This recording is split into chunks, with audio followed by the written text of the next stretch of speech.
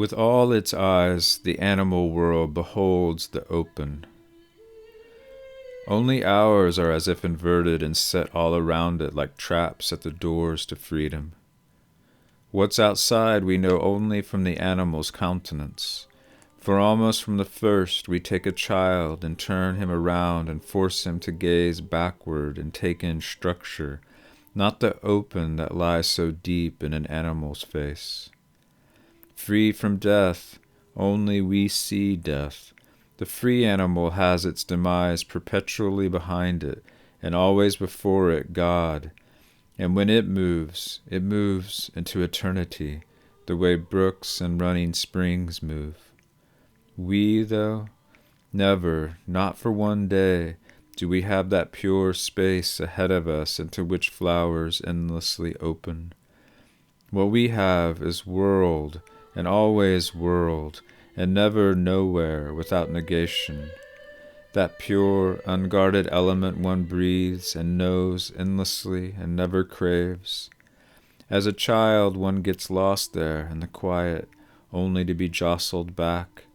Or someone dying is it.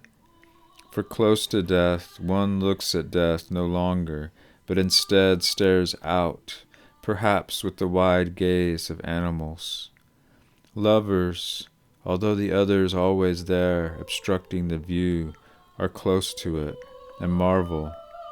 Out past the beloved, as if by some mistake, it has opened up to each of them, but neither gets beyond the other, and it changes back to world. Always turned so fervently toward creation, we see only the reflection of the open, which our own presence darkens. Or sometimes a mute animal looks up and stares right through us. That's what destiny is, being opposite, and nothing else, and always opposite. If the assured animal that approaches us on such a different path had within it consciousness like ours, it would wheel us around and make us change our lives. But its existence is infinite for it, unclouded, without thought of its condition, pure like its outward gaze. And where we see future, it sees everything, and itself in everything, forever healed.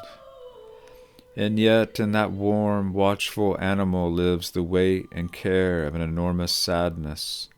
For what sometimes overwhelms us often clings to it, too, a kind of memory that tells us that what we're now striving for was once nearer and truer and attached to us with infinite tenderness. Here all is distance, there it was breath. After that first home, the second seems draughty and ambiguous. O bliss of the tiny creatures which lived their whole lives in the womb and brought them forth. O joy of the gnat still leaping inside, even when it weds, for womb is all. And look at the half-assurance of the bird, from the manner of its birth almost knowing both, as if it were the soul of an Etruscan, released from a dead man into a space that has its resting figure for a lid. And how lost is any womb-born creature that has to fly, as if afraid of its own self.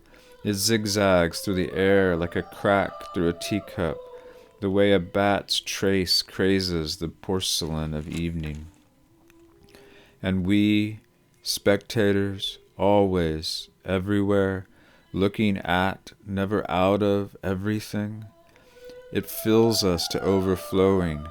We arrange it, it falls apart. We rearrange it, and then fall apart ourselves. Who's turned us around like this, so that always, no matter what we do, we're in the posture of someone just departing, as he, on the last hill that shows him his whole valley one last time, turns, stops, lingers, so we live our lives, forever taking leave.